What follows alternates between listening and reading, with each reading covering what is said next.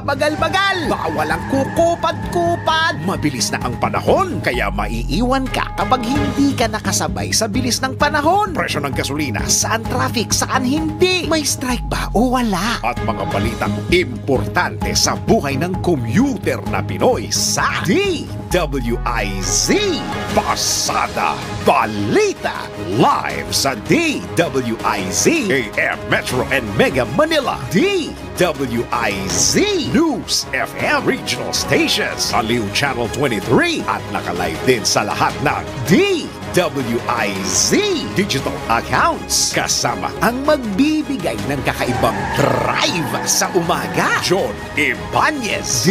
DWIZ Pasada Balita. Tuloy sa pagbabalita ng tama, paglilingkod ng tama.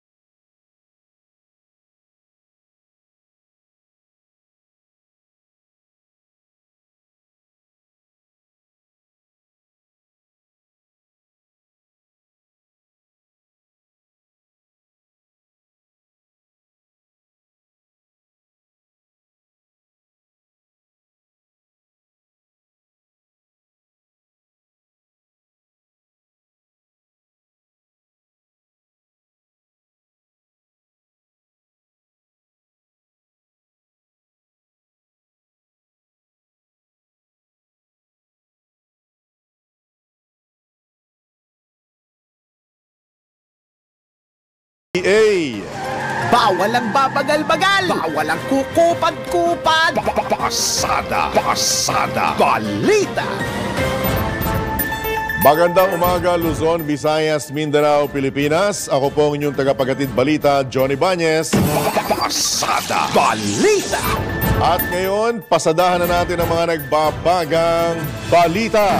Pasada Balita. Kumpiyansa si Senate President Juan Miguel Zubiri na makapagpapasa ang Senado ng 20 priority ilalim ng Common Legislative Agenda of the Legislative Executive Development Advisory Council bago matapos ang second regular session ng 19th Congress sa Hunyo. Sinabi ni SP Zubiri na nasa tamang landas ang Senado pagdating sa pag-aproba sa mga panukalang batas na prioridad mismo ni Pangulong Ferdinand Marcos Jr., kapwa sa LEDAC at sa kanyang State of the Nation Address o SONA. Nabatid na ipagpapatuloy ng Kongreso ang mga sesyon simula ngayong Lunes, ngayong araw nito, Abril 29. Dagdag pa ng Senate President, 4 sa 20 hakbang malapit ng maisabatas bilang batas habang ang natitira ay para sa bicameral committee approval, para sa second and final reading approval o naghihintay na lamang ng committee approval. Samantala, ang panukalang batas na o sa Anti-Agricultural Economic Sabotage Act at ang panukalang Self-Reliant Defense Posture Act na priority measures ay parehong naghihintay ng pag-aproba ng Bicameral Conference Committee. Habang Academic Recovery and Accessible Learning Program Act ay naaprubahan na sa pinal na pagbasa at ipinadala na sa kapulungan o ipinadala sa kapulungan ng mga kinatawan para sa kaukulang aksyon. Pasada Balita. Samantala, tututukan na ng Kamara ang mga isyung nakakaapekto sa mga ordinaryong Pilipino tulad ng mataas na presyo ng mga bilihin. Makarang matapos na nito ang mga prioridad na panukala ng Malacanang. Ito naman ang tiniyak mismo ni House Speaker Martin Romualdez kasabay ng muling pagbubukas ng sesyon ng plenaryo simula ngayong araw. Noon lamang Marso nang aprubahan na ng mababang kapulungan ang 20 priority bills na hiniling ng palasyo na ipasa bago ang sinidye adjournment sa Mayo batay sa pag-uusap ng Malacanang at 2 kapulungan. Ayon pa sa leader ng Kamara, dahil epektibo nilang ginampanan ng kanilang legislative duties, nakatutok ang Kamara sa pagpapahusay ng commitment sa oversight functions nito. Kabilang niya sa oversight function ang pagsusuri sa pagpapatupad ng mga batas at panuntunan ng pamahalaan, pagtiyak ng accountability, transparency at proteksyon ng interes ng publiko. Pasada Balita. Samantala, 3 pangunahing problema ang kinakaharap ng bansa, bibigyang prioridad sa pagbabalik sesyon ng Kamara ngayong araw. Detalye mula kay Patrol 11, Tina Nolasco. Kabilang nga sa pangunahing pagtutuunan ng pansin sa pagbabalik sesyon ng Kamara ngayong araw ang patuloy na pagtaas ng presyo ng mga bilihin, banta sa cybersecurity at patuloy na maritime dispute. Ito ang inihayag ni House Speaker Martin Romualdez sa gitna ng pagkabahala sa lumalawak na agwat sa pagitan ng presyo ng farm gate at retail ng bigas at iba pang pangunahing bilihin. Anya sa pamagitan ng mahigpit na pangangasiwa, aktibong makikibahagi ang Kamara sa pag-usuri sa mga hakbang ng gobyerno, pagtugon sa mga kakulangan at pangangalaga sa integridad ng demokratikong institusyon. Matatanda ang una ng sinabi ng na iimbestigahan ang pagtaas ng mga bilihin at ang deepfake audio na gumaya sa boses ng Pangulo kamakailan. Ito si Patrol 11. Tina Nolasco para sa impilang may todong lakas DWIZ, nagbabalita ng tama, naglilingkod ng tama. Kapag may bagong balita, naka-on air, agad-agad, DWIZ Patrol Report. Samantala, nakikiramay si House Speaker Martin Romualdez at ang buong Kamara sa naulilang pamilya at mga constituent ni Dasmariñas City Representative Elpidio P.D. Barsaga Jr. Aminado si Speaker Romualdez na labis silang ikinalulungkot sa Kamara ang pagpanaw ni Congressman Barsaga na malaking kawalan sa mababang kapulungan, lalo't isa itong mahusay na legal thinker at matalinong mambabatas.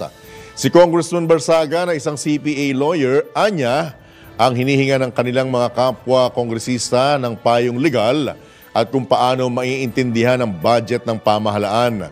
Nagpaabot din ng panalangin si Patya, ang leader ng Kamara, sa pamilya ni Congressman P.D., lalo na sa may bahay nitong si Dasmariñas City Mayor Jenny Barsaga, kanilang mga anak at mga kaibigan.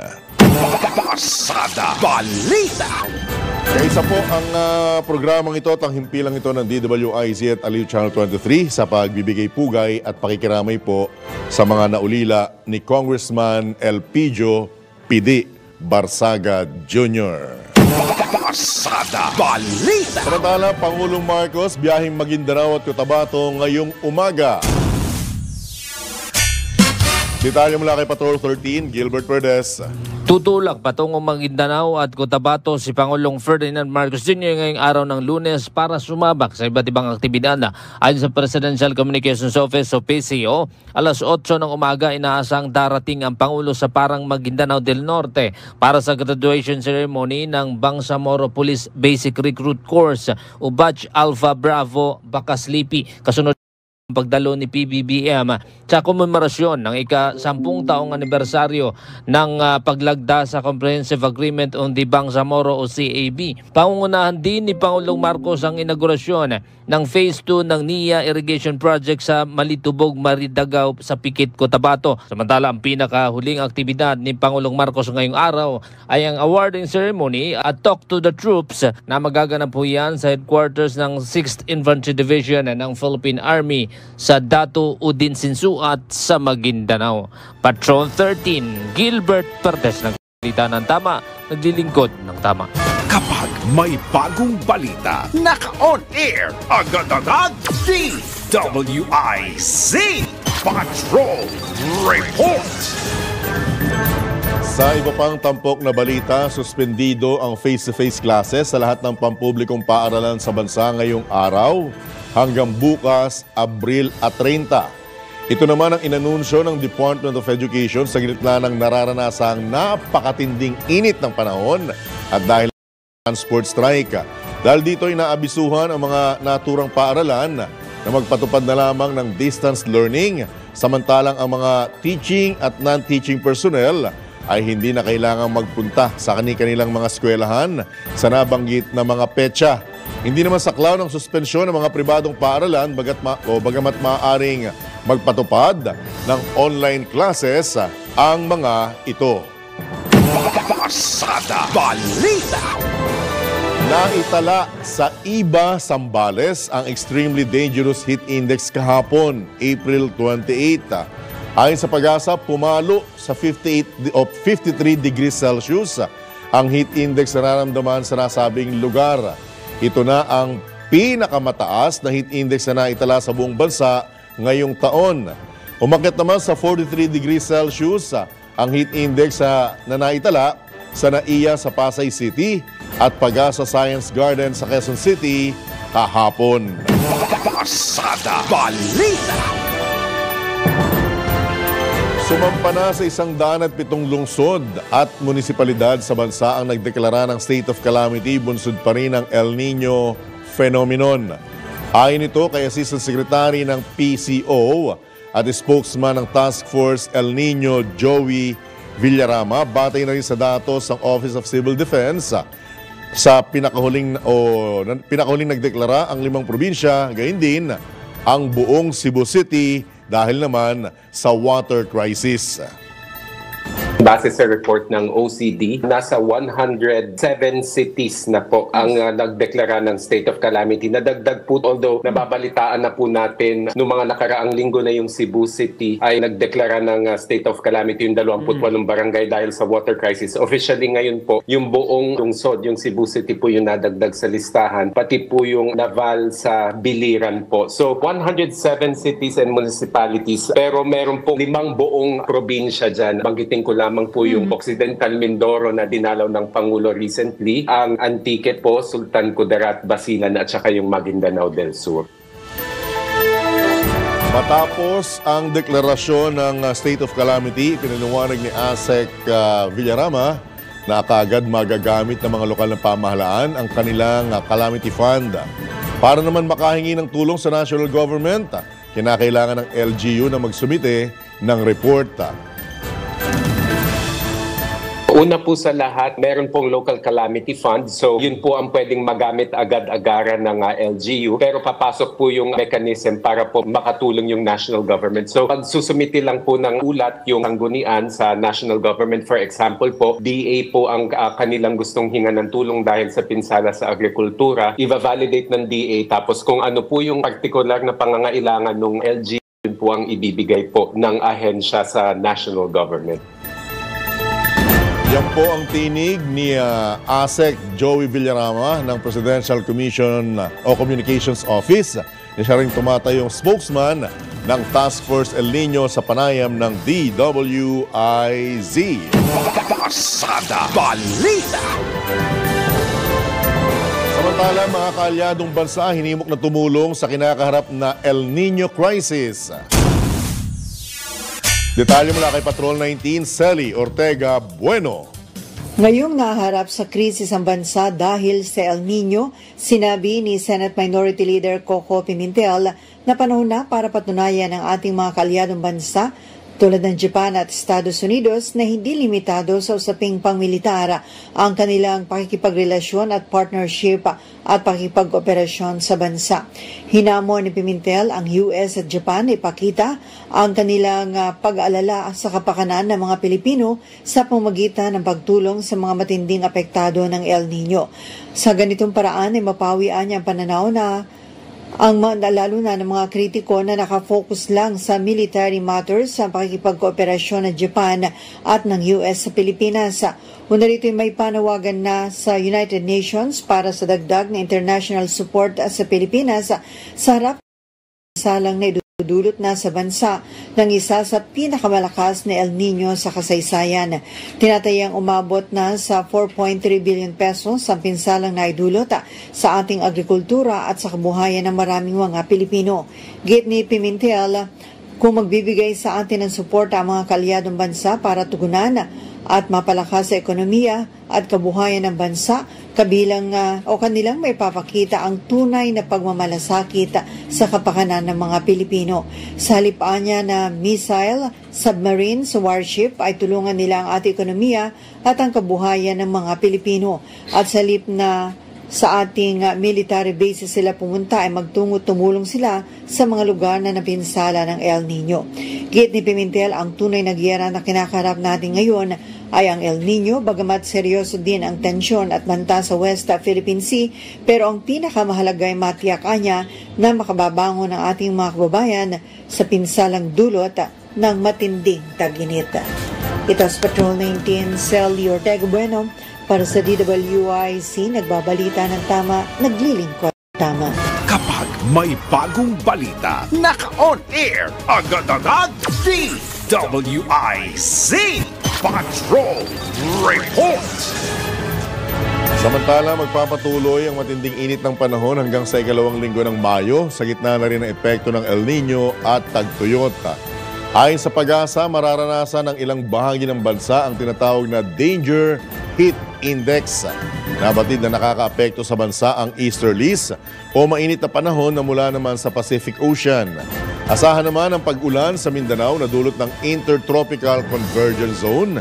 Nagbabala naman na maaaring maramdaman ang Danger Heat Index na umaabot sa 52 degrees Celsius pataas. Pasada Balita! Pinangunahan naman ni Senator Amy Marcos ang pamamahagi ng higit 1.5 million pesos na halaga ng cash assistance sa Cebu. Sa ilalim ng AICS program ng DSWD, kabilang sa mga inayudahan ang mga magsasaka, habal-habal driver, at solo parents na tumanggap ng tig 3,000 piso sa University of San Carlos Gym. Namahagi rin ang Presidential Sister ng tulong sa 1,000 benepisyaryo ng bayan o sa bayan ng Mualbual at sa mahigit 300 pamilyang nasunugan sa Barangay Sambagdos. Sa National Summit naman ng DSWD, Kapit Bisig Laban sa Kahirapan, Comprehensive and Integrated Delivery of Social Services o Kalahi CIDSS. Inihayag ng senador na naghahanap pa sila ng paraan kung paano may institutionalize ang community-driven development approach ng pamahalaan. Pasada Balita! Samantala, nagbabala si Presidential Commission's Office Assistant Secretary Joel Villarama na siya ring tagapagsalita ng Task Force El Nino na maaaring umabot na sa kritikal na sitwasyon ng sektor ng agrikultura, kuryente, tubig at kalusugan dahil sa inaasahang paglobo pa ng epekto o paglawak pa ng epekto ng El Nino. Ito anya ay dahil na rin sa malabo pa na maranasan ng mga pag-ulan hanggang sa katapusan ng Mayo dahil na rin sa paghina ng epekto ng nasabing weather phenomenon. Ang nagiging problema po kasi, kunyari sinabi po ng Pag-asa na aabot sa 40 degrees yung heat index, tumataas pa siya ng tumataas. Actually, sinabi nila na posible pang umabot sa 50. Pero hindi lang naman yan sa Pilipinas. Global phenomenon po ito, yung global climate phenomenon. Pero having said that po, posible po na magkaroon pa rin ng pinsala o tumaas pa yung pinsala sa agrikultura, sa kuryente, sa tubig, pati rin po sa kalusugan ng ating mga kababayan. Kaya po talaga, critical po ito. Nasa huling linggo na po tayo ng Abril, magmamayo na po. Although sinasabi na nagte-taper off na yung epekto ng strong and mature El Nino, by the end of May, hindi pa rin po tayo makakatanggap ng sapat na pag-ulan, maybe June, July, August, kahit po maging neutral yung climate pattern o mag-shift siya to La Nina by July or August. Sinabi rin ni Asek Villarama na kabila ng pagtiyak ng food supply ng bansa, nananatiling nakantabay ang Department of Agriculture sa estado ng food security. Mahigpit din anyang binabantayan ng DA at DTI ang posibleng pagtaas ng presyo ng ilang mga bilihin, bulsod ng mga pananim na hindi nabebenta dahil sa pagkatuyot. In terms of palay po, actually, dahil nga po nakapaloob pa tayo sa harvesting season. So March at saka April po ang harvesting season for the last cropping season, which is September to March po. So may inaani pa pong mga palay at pananim yung ating mga magsasaka at nakakadagdag po yan sa ating food supply. So sa ngayon po, stable pa naman po ang ating food supply. Although nakakatanggap tayo ng mga ulat na ang dami ngang hindi na ibebentang pananim dahil tutuyo o nasisira agad. At meron ding kaunting pagtaas sa presyo ng ilang pangunahing bilihin, although binabantayan talaga yan ng DA at DTI para wala pong manamantala. Ang tinig ni PCO Assistant Secretary at Task Force El Nino spokesman Joey Villarama sa panayam ng DWIZ. Pasada Balita. Sisimulan na ng kadiwa ng Pangulo ang pamamahagi ng libo-libong sako ng piñaray sa ibang bahagi ng bansa. Ito'y matapos ang 172,000 tig 25 kilo ng bag ng piña rice na sakay ng barkong MV Seagull 09. Ayon kay Homerito Soliman, Chief Executive Officer, General Manager ng Santa Rosa Farm at Pure Rice Milling and Processing Corporation, ang mga nasabing produkto ay dineklara ng BOC o Bureau of Customs na nagkakahalaga ng aabot sa 76 na milyong piso. Pinapurihan naman ni Suliman ang BOC, DA, PNP at National Security Office na nag-inspeksyon sa mga inangkat na bigas dahil sa pagganap sa kanilang trabaho, gayon din sa pagtalima sa direktiba mismo ni Pangulong Ferdinand Marcos Jr.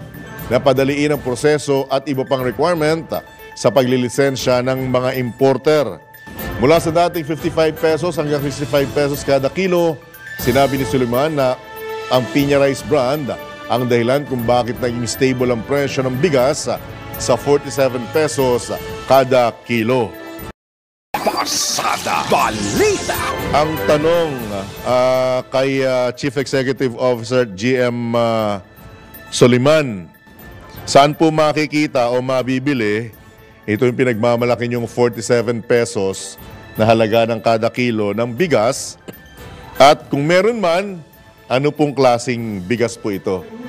Di po ba? Kasi ako po'y personal at buhay na saksi na sa nakalipas pong ilang araw, ang pinakamura pong nakikita ko sa pamilihan ay 50 pesos. At hindi po ito yung karaniwang kinakaing bigas or isinasaing na bigas dahil may pagkakataon po na yung 50 pesos na halaga ng bigas, mismong ang mga ordinaryong mamamayan po o kababayan natin ay nagrereklamo dahil sa hindi magandang kalidad po nito. Pasada Balita. Samantala, mula sa labas ng himpilan, tumanggap tayo ng pag-uulat mula kay Patrol 5 Aya Yupangco. Mga pampasaherong jeep na biyaheng Guadalupe to Leon Ginto sa Maynila, 100% tigil pasada na. Aya Yupangco, go! Aya! Tigil pasada na. Yung mga kaibigan nating mga jeepney drivers na bumabiyahe ng Guadalupe, Leon Ginto dito sa Paco, Maynila. Bagamat may mga ibang pampasahero jeep naman na ang biyahe o yung ruta ay iba, tuloy-tuloy pa. Tuloy-tuloy pa naman ang kanilang masada sa panig ng ating mga chopper mula sa pangkat ng piston, sa piston. Si Ronald Edang, yung treasurer ng grupo, Ronald, magandang umaga. Bakit, tigil pasada na talaga kayo? Tigil pasada po, kanina pa po. Nag-start kami mga alas 5 ng madaling araw. Nag-start na po kami. Nabanggit ko, 100% na talagang tigil pasada. Yes, sa grupo namin, 100% na po ang tigil pasada namin. Sa grupo namin, Agua Juda. Okay, so ilang araw itong tigil pasada na? Ang mando sa amin ng aming nasyonal, 3 araw. 3 araw ang mando sa amin, pero Ay, namatay pa. Okay. Pero magbabase pa rin sa aming presidente na si Pres Johnny. Siya pa rin ang mag-ano kung bukas papasada na or sa susunod na araw. Pero ang mando ng nationalist 3 araw. Ngayon naalala ko, 3 araw ito hanggang Mayo 1 yung tigil pasada nyo eh. Kaya ba ng sikmura natin? Yan naman, yung pandemic nga, nakaya natin ng ilang buwan ba yun? O nakaya ng ating mga driver at pamilya na nakayanan na hindi mamasada at wala namang namatay sa gutom. Pero itong 3 araw, siguro naman, itong paghihirap ng sakripisyo na gagawin ng ating mga driver at operator, sana mapakinggan ng ating gobyerno kung ano yung aming hinaing. Ilang porsyento na lang daw kayo na hindi sumasama sa yung ibang mga nag-consolidate share, mga napilitan Mga yung sinasabi nila na 70% na nag-consolidate, yan yung mga driver operator na napilitan at nalito at nilinlang. Paano ko nasabing nilinlang? Keso mayroon dyan keso hindi marirestro pag naka-consolidate. Pagdating ng deadline, uuliin pag hindi naka-consolidate. Kung may-ari ng may jeep operator, talaga mapipilitan ka sa ayot sa gusto mo.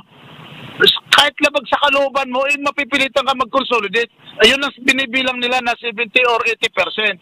Pero mali pong bilang yan. Napilitan. Hindi po. Napilitan po yung mga operator mag-consolidate. Kasi ayaw nila, imagine mo pag hindi ka na-consolidate, panakot nila sa operator, uli kalsada ang hindi naka-consolidate.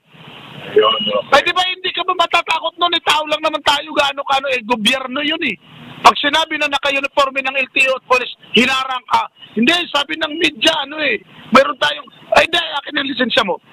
Found natin tong mga unit ninyo. Wala, may magagawa ba kami? Wala kami magagawa. Paano natin matitiyak, masisiguro na yung pangkat ninyo ay walang mga harang doon sa wala po, nakano na po yan. Ilang strike na po na hindi po ginagawa na ang aming grupo at ang ang miyembro namin kumbaga disiplinado po yung mga miyembro. Pag sinabi namin na walang mga harang basta ang grupo namin tigil pasada. Mga kababayan, ng sitwasyon ngayon dito sa aming kinaronan sa Leon Ginto, kanto ng Pedro Hill, yung dating Hiran, ay napakahaba ng pila, pagkakaparada ng mga pampasaherong jeepney, pero hindi sila nagsasakay ng pasahero. At paano, yung mga pasahero pumupunta rito sa kanto ng Pedro Hill na gusto sumakay, saan natin po pwedeng, anong advice natin may bibigay? Saan sila po pwedeng pumunta para may masak yung sasakyan? Ang advice namin muna dito sa mga regular talaga namin na passenger sa pang-araw-araw, umaga at gabi, pansamantala muna namin itinuturo doon sa kabilang kanto kasi hindi naman lahat nakisama. Mayroon din naman hindi namin kagrupo. Sila yung mga nag-iikot-ikot papunta ng Guadalupe. So itinuturo po namin, wala namang sinasabi na parang yung pasahero hindi nakapasok sa trabaho. Nakakapasok kasi may nasasakyan din naman. Maraming salamat si Ginoong Ronel Edang, ang treasurer ng grupo ng Piston at saka Agua Juda. Agua Juda. So yan ating report. It is Patrol number 5 ay upang para sa Telematod ng Lakas. DWIC. Nababalita ng tama, naglilingkod ng tama. Kapag may bagong balita, naka-on air, agad-agad, DWIC Patrol Report. Samantala, alam nyo ba na ang katumbas ng bawat taya sa Philippine Charity Sweepstakes Office o PCSO ay kawang gawa? Sa bawat ticket mo, siguradong may matutulungang Pilipino sa kanilang pangangailangang medikal. Dahil sa PCSO, basta kawang gawa at pagtulong, hindi kanila uurungan. Kaya't palagi pong tatandaan, ang bawat taya may kawang gawa. Pasada Balita. Oras, 31 minuto na po makalipas ang ikapito ng umaga. Pasada Balita. Sa oras pong 13 o 35 minuto na makalipas ang ikapito ng umaga, tayo po'y pilalad na makakausap ang bagong talaga bagong kalihim ng Department of Migrant Workers sa katauhan po ni Secretary Hans Leo Kakdaka. Secretary Kakdak, Johnny Banyes po, live na po tayo sa DWIZ Hello Channel 23. Good morning, Sec. Good morning po, Sir John, sa inyong mga tagapakinig, tagapanood. Magandang umaga rin po. Alright, unang-una sa lahat, congratulations. Sabi ng iba, matagal na dapat na naging ikangay pwesto ninyo sa gobyerno dahil sa inyong matagal ng paninilbihan at expertise sa larangan ng paggawa at pagiging ikangay karanasan sa pagtulong sa ating mga kababayang OFW. Secretary Kakdak. Maraming salamat po, Sir John, at sa akin po ay malaking karangalan mula sa ating mahal na Pangulo na makapaglingkod at siyempre yung ating kaibigan na si Secretary Susan Puts Ope, malaking karangalan din po na ipagpatuloy ang kanyang legacy at programa. At nabanggit niyo po ang namayapang dating kalihim. Sabi nga nila, big shoes po ang inyong ikangay pinalitan. So malaki po ang expectation at mabigat na responsibilidad po ang kaakibat ng mula sa pagiging USEC ay bilang isang sekretary, kalihim Kakdak. Yes, totoo po yan, Sir John. Ang ating mga OFWs all over the world, 24/7, habang natutulog tayo, nagtatrabaho sila at other parts of the world. And ang kanilang mga concerns ay samot-sari.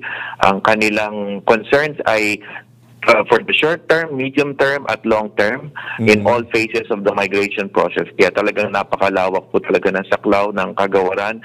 Pero meron po tayong magandang struktura talaga mula sa batas at syempre yung suporta ng ating Pangulo. Kasi ang ating Pangulo po ay matatawag kong OFW President gawa ng kanyang taas na mandato, ang mga suporta din na nakuha niya nung eleksyon mula sa mga OFWs all over the world. So, kombinasyon po ng responsibilidad at support. At ano po ang kumbagay ibinigay na kauna-unahang trabaho or tungkulin sa inyo ni Pangulong Marcos na kayo po talagang bilang kalihim DMW, Sec Kakdak? Ano po yung talagang priority na gusto niyang tutukan niyo po? Yes, ang primary purpose talaga at priority is protection of OFWs worldwide. At hindi lang yung OFWs kundi OFW families. Kaya sa larangan na ito ay nagsasagawa tayo ng programa at nagpapatibay ng existing na mga programs katuwang ang OWA, Overseas Workers Welfare Administration, si Admin Arnel Ignacio. At syempre ang DFA ay mahalaga din nating partner tungo sa proteksyon ng OFWs. Ang isa pang direktiba ng ating Pangulo ay magsagawa ng lalo pang pagtibayin ng mga proseso na nagpapagaan para sa mga OFWs in terms of yung digitalization ng mga processes. Katuwang din natin ang immigration at DICT dito para mas madali ang kanilang exit at re-entry sa ating mahal na bayan. At syempre, yung pag-avail ng mga services kahit nasa abroad sila, pagdulog ng kanilang mga problema at concerns at issues, dapat mapabilis po ito at maparating sa atin sa lalo madaling panahon. Sabay nito yung action din sa lalo madaling panahon. Pero kung natatandaan ko po, Secretary Kakdak, isa rin po sa gustong mangyari ni Pangulong Marcos Jr. Yung dumating po yung panahon na hindi na po tayo magkakaroon ng mga OFW, kundi may encourage natin yung mga kababayan natin sa ibang bansa na bumalik na ng Pilipinas at dito na lang po mag-focus ng kanilang mga trabaho. Totoo yan, yung ating full cycle reintegration program na pinalalawig natin ngayon in terms of una, yung pagkakaroon ng financial education and literacy ng mga OFWs. Bago pa man sila umuwi, dapat ay handa sila sa panahon ng kanilang pag-uwi in terms of kakayahan nilang mag-impok, magplano, mag-invest para mapalago at mapagana sa wasto yung kanilang mga kita sa abroad. At syempre, katuwang ng mga ibang government agencies, yung pagbubuklod namin tungo sa mga livelihood at employment facilitation programs para mapadali yung kanilang upgrading ng skills kung gusto man nila. Kaya ito ay mga pinalalawig natin. Swerte tayo ngayon, mapalad tayo, Sir Jan, kasi ang economic fundamentals, ang economic programs, ang economic outcomes natin ay favorable sa atin. Kasi nga, yung ating employment rate below 4%, underemployment below 12%, at yung ating growth rate na 6.5 to 7.5% projection ay mahambing natin na mas mataas pa sa mga Asian counterparts natin. Okay. So, mataas ang ating optimismo na yung tinatawag nga na ang employment, overseas employment, magiging choice rather than a necessity. At sabay nito, uuwi na. Sabi niyo nga talagang pagka nasa overseas kami, ay sa mga Filipino communities, talagang malinaw ang panyaya ng ating mahal na Pangulo sa ating mga kababayan na umuwi na at magkaroon na ng kabukasan na magtrabaho muli o magtayo ng negosyo dito sa ating mahal na bayan. Opo. Medyo segue lang po ako with your indulgence, Secretary Cakdak. Kamustahin ko lamang po yung pagpapabalik bansa nung 11 OFW mula sa UAE. Ano na pong update nito, Sec? Yes, patuloy lang yung pagpoproseso ng kanilang mga dokumento, yung para sa pag-uwi ng mga labi. Kausap natin ang lahat ng mga kaanak, no? ng mga nasawi nating OFWs. At rest assured ay makakauwi. Ang protection natin ay hindi na magtatagal. Higit kumulang 1 linggo. Ang target natin within this week at sana matupad dito. Apo. What about yung 17 tripulanting Pilipino po na kumbagay hostage pa rin yan ng Houthi rebels sa Yemen? Ano na po update nun, sir? Check. Yung ating 17 tripulante ay sinasaayos din ang kanilang kumbaga ang kanilang ligtas na pag-uwi. Katuwang natin ang DFA. Meron na pong nalapitan ng mga pamahalaan na foreign governments na makakatulong sa pakikipag-usap sa Houthi rebels. Kakaiba talaga kasi itong senaryo na ito, Sir Jan, hindi pamahalaan ang kausap natin kundi Houthi rebels. Kaya ang isa pang sinasagawa natin ay kausap natin, kadaupalad natin ang mga pamilya. Kaya ninanais natin na sila ay kahit paano maibsan yung kanilang matinding pinagdadaanan ngayon. Meron na rin na mga 2 linggo nagdaan na nagkita-kita kami dito kasi mula sa iba't ibang bahagi ng bansa yung mga pamilya. So naidala namin sila dito, nagpulong at patuloy lang ang koordinasyon namin with the families para maramdaman nila ang tulong suporta natin habang sa paghihintay na mauwi na ligtas yung mahal nila sa buhay. Alam ko pong marami ka pa pong dapat eksekusyuhin on a Monday morning, pero nasa inyo pong pagkakataon, Secretary Cakdak. Panawagan po at ika ngay mensahe sa ating mga kababayan. Go ahead, sir. Yes, maraming salamat sa inyong mga tagapakinig, tagapanon. Maraming salamat po sa inyong suporta, sa inyo, Sir Jan, at bilan dahil tuloy kayo sa pagitan namin at mga mahal nating OFWs. Sasabihin ko na lang po na manalig kayo sa ating mga programa na papatibay sa inyong mga karapatan. At kinabukasan, 1348 ang ating hotline. Kung meron pa kayong naisidulog, share po ito sa atin. Maraming salamat kay Admin Arnel.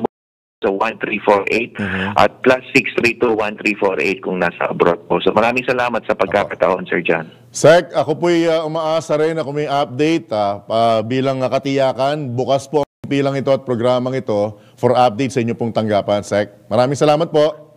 Yes, maraming salamat po, Sir Jan. Mabuhay po kayo. Luck po and good morning. God bless. Yan po mga kabalitaktakan, si DMW, Department of Migrant Workers Secretary Leo Daca. Pasada Balita. Samantala, alam nyo ba na ang katumbas ng bawat taya sa PCSO o Philippine Charity Sweepstakes Office ay kawang gawa? Sa bawat ticket mo, siguradong may matutulungang Filipino sa kanilang medikal. Dahil sa PCSO, basta kawang gawa at pagtulong, hindi kanila uurungan. Kaya palagi pong tatandaan, ang bawat taya may kawang gawa. Pasada Balita. Oras! Uy, 14 na minuto na lang, 8:00 na ng AM. Pasada Balita. Sa iba pang Na balita, magbentang muli ng NFA rice sa mga palengke para mas maging abot kaya ang bigas sa lahat. Ito naman po ang isusulong ni House Deputy Majority Leader at ACT-CIS Representative Erwin Tulfo ngayong linggo sa muling pagbubukas ng sesyon ng Kamara. Ayon kay Congressman Tulfo, ito ang tanging paraan para bumaba ang presyo ng bigas sa mga palengke. Noong anyang may NFA rice sa mga palengke, mas mura ng 5 hanggang 10 piso ang kada kilo ng bigas kumpara sa regular commercial rice. Gayunman, aminado ang kongresista na para mangyari ito, kailangan na talagang ibasura ang RA 11203 o ang Rice Tarification Law. Alinsunod sa nasabing batas, ipinagbabawal na sa NFA ang pagbebenta ng bigas, bagkus ito ay maaaring mag-imbak na lamang ng bigas bilang buffer stock ng bansa para sa panahon ng emergency. Pasada Balita. Samantala, binigyang diin ni Presidential Communications Office Assistant Secretary at Task Force El Niño spokesman Joey Villarama na binabantayan ng ang kuryente sa bansa upang hanggat maaari maiwasan ang power interruption. Matapos ang sunod-sunod na deklarasyon ng Red at Yellow Alert sa lahat ng grid sa bansa, sinabi ni ASEC Villarama na ito'y dahil lamang sa pagtaas ng demand. Gayun din, ang unscheduled power interruption tulad ng nangyari sa Pagbilao, Bohol. Sinabi rin nitong si ASEC na kahit naman hindi panahon ng El Nino, nangyayari ang pag-shut off ng mga hydro plant oras na bumaba ang antas ng tubig sa mga dam. Nandun pa rin naman yung pagtitiyak ng Department of Energy na hindi hantong dun sa rotational brownouts o blackouts yung sitwasyon. Ang nangyayari po kasi talaga dahil tumataas yung demand at meron pong mga unscheduled po na interruption po yung mga sa planta. Gaya nung recently yun sa Pagbilao sa Quezon, hindi naman po inaasahan na magkaroon ng aberya dun sa boiler tube. At saka po yung mga hydro plant talaga, kahit po hindi po El Nino year, kapag bumababa po talaga yung level ng dam, tinatanggal po sa equation yan. Nagsha-shut off talaga. Sa kabila nito, ayon kay ASEC Villarama, mayroon namang planta na maaring paganahin ayon sa DOE. Ngunit bukod sa tataas ang singil ng kuryente ng mga consumer, dahil gagamit ito ng non-renewable sources, ay taliwas ito sa layunin ng bansa na iwasan ang pagdepende sa fossil fuels. Sabi ng DOE, meron na pong mga planta na pwede namang gawing operational o online. Yun nga lang po, yung iba po doon ay gamit po ang non-renewable sources of energy gaya po ng coal o ng bunker fuel. So kapag yun po ang ginamit, bukod po sa posibleng tumaas ang singil sa kuryente po, syempre po meron po tayong climate goals din po na obviously gusto nating bawasan ang ating dependence doon sa paggamit ng fossil fuel. Yung po yung malalagay po sa kompromiso o sa alanganin. Yan po ang tinig ni PCO ASEC Joey Villarama na siya rin pong tagapagsalita ng Task Force El Nino sa panayam ng DWIZ. Pasada Balita. Samantala, hinikayat ng grupo ng manggagawa at employer na Leaders Forum ang pamahalaan na irepaso ang Public Utility Modernization Program. Ito'y upang marekonsidera ang tinatayang 38,000 trabahong mawawala, maisulong ang local manufacturing ng Filipino jeepney sa halip na ang imported modern jeep at makonsulta pa ang mga apektadong sektor sa nasabing programa. Binubuo ang Leaders Forum ng mga grupong Employers Confederation of the Philippines, Federation of Free Workers, Philippine Chamber of Commerce and Industry at sentro ng mga nagkakaisa at progresibong manggagawa. Kabilang din sa asosasyon ang mga grupong Philippine Exporters Confederation Incorporated at Trade Union Congress of the Philippines. Pasada Balita. Oras na para sa sports update. Updates at inside stories sa iba't ibang sports. Ito ang Real Sports ni Anthony Suntay. Magandang umaga. Panalo na naman ang San Miguel at dalawa pa ay makakasweep na sila ng eliminations round. Tinalo ng kahapon 120-103 sa PhilSports Arena. CJ Perez may 30 points at 9 rebounds. Junmar Fajardo may double-double na 20 points at 21 rebounds at siguradong number 1 na ang Beermen papasok sa quarterfinals na may twice-to-beat advantage. Ang kartada ng SMB ngayon ay 9-0 at kailangan nilang talunin ang Blackwater sa Miyerkules at ang Meralco sa Sabado para maitabla ang nagawa ng TNT sa 2014 Commissioner's Cup na mas-sweep ang eliminations. Wala pang kupunan ang nakapag-sweep sa isang 12-team PBA field. Ang sabi ni San Miguel coach George Gallant, if we play the same way we've been playing for the first 9 games, it wouldn't be a bother for us. As long as we play hard for 48 minutes and know our roles, we will be okay. Para sa Real Sports, ito po, si Anthony Suntay. Real Sports ni Anthony Suntay sa DWIZ 882. Pasada Balita. Balitang pangkalakalan. Tumaas ang kita ng Philippine Amusement and Gaming Corporation sa unang bahagi ng 2024. Batay sa datos ng PAGCOR, umabot sa 25.2 billion pesos.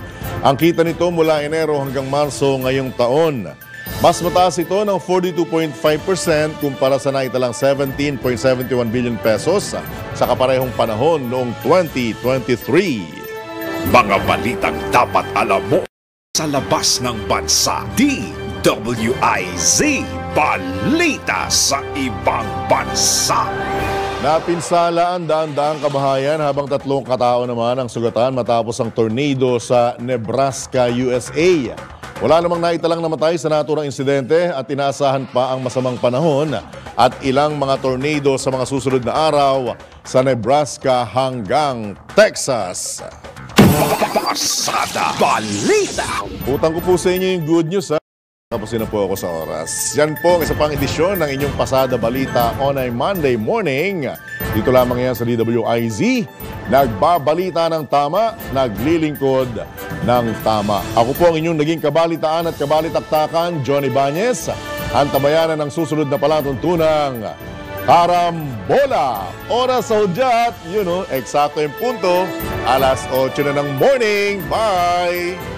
Bawal ang babagal-bagal. Bawal ang kukupad-kupad. Mabilis na ang panahon, kaya maiiwan ka kapag hindi ka nakasabay sa bilis ng panahon. Presyo ng gasolina, saan traffic, saan hindi. May strike ba o wala? At mga balitang importante sa buhay ng commuter na Pinoy sa DWIZ Pasada Balita. Live sa DWIZ AM Metro and Mega Manila. DWIZ News FM Regional Stations, Aliw Channel 23 at nakalive din sa lahat ng DWIZ Digital Accounts. Kasama ang magbibigay ng kakaibang drive sa umaga, John Ibanez. DWIZ Pasada Balita. Tuloy sa pagbabalita ng tama, paglilingkod ng tama, Lunes hanggang Biyernes 7 a.m.